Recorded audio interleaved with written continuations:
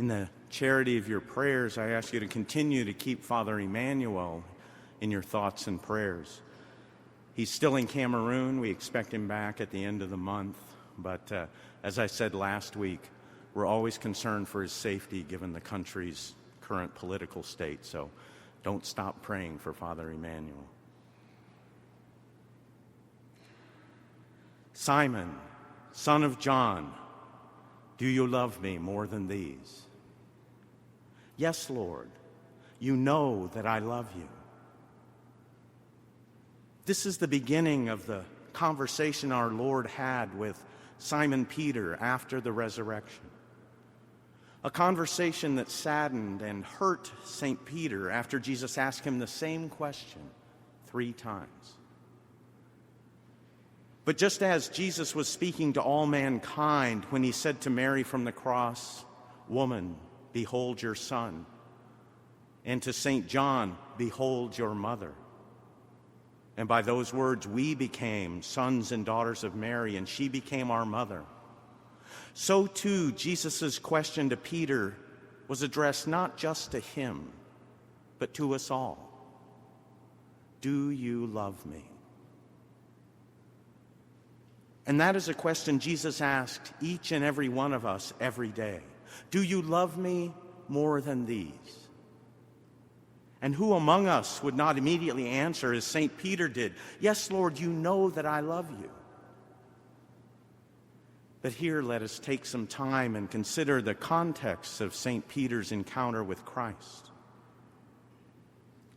After all the time he had spent with Jesus, after all Peter had learned, after he himself had walked on water and seen Jesus raise people from the dead, after being told by Jesus that he would be the rock upon which Jesus would build his church, after all that, once Jesus was crucified, Peter went back to his old way of life, back to being a fisherman, a kind of fourth denial of Christ of sorts. And how Jesus responded to Peter's decision is the key to seeing how all this applies to you and me. How did Jesus respond? He did not berate Peter for once again messing up, for going back to fishing. Peter, don't you remember I made you the head of the church? You're not a fisher of fish, but a fisher of men. He didn't do that. He didn't mention Peter's threefold denial. He didn't mention all the other ways Peter had failed. Rather, Jesus gave Peter the opportunity to have an encounter with him again. Notice how Jesus took the initiative, which he always does. Jesus went to Peter and asked him a simple question: do you love me? The passage in John literally loses something in the translation when rendered from Greek to English. For in English, it seems Jesus and Peter were both talking about the same kind of love, but actually, they were not.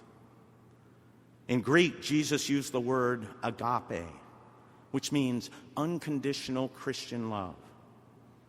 Peter responded with the Greek word phileo, or brotherly love, a high level of love, even a heroic level, but it still does not rise to the level of agape. And so, in effect, the exchange between Jesus and Peter started with Jesus asking Peter, do you love me unconditionally? Do you love me more than these? And Peter responds, evading the question somewhat, my Lord, I love you just like a brother, just like these. Again, Jesus asks the question again. In the same way, Peter, do you love me unconditionally? Peter effectively says, no, but I do love you like a brother. Isn't that enough? To which Jesus asks a final time, Peter, do you love me unconditionally? Lord, I love you like a brother. Are you calling me to a still deeper love? And the answer is yes. Agape. And Jesus asks us the same question. Do you love me more than anything you possess?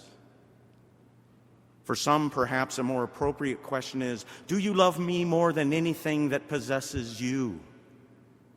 Do you love me more than your human faults and failings, which you hesitate to correct because they would take so much time and effort?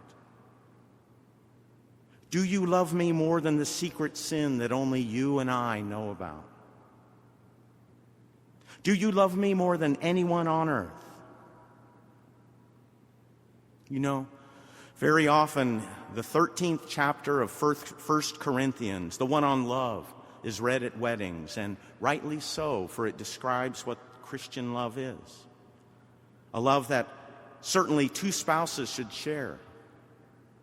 But I'd like us to consider whether you and I love Jesus with the same kind of love described in that chapter. When things are not going well, when there are trials and tribulations in our life, we're tempted to complain, aren't we? Sometimes we wonder if God really has our best interest in mind. And that's fine. It's an honest question that you and I can legitimately ask. But if we're called to love others who often act selfishly, who sometimes act without regard for us, how much more should we love and trust our Lord, who brings good out of every circumstance in our lives, who loves us with a completely and utterly unselfish love? And so let us ask ourselves whether our love for him is patient and kind. Does our love seek our interests or his? Is it quick-tempered? Does it brood over injury? Does our love for him bear all things, believe all things, hope all things, and endure all things? That's what Jesus is asking us, each and every one of us, personally, in every event of our lives, whether that be good or bad. Do you love me more than these?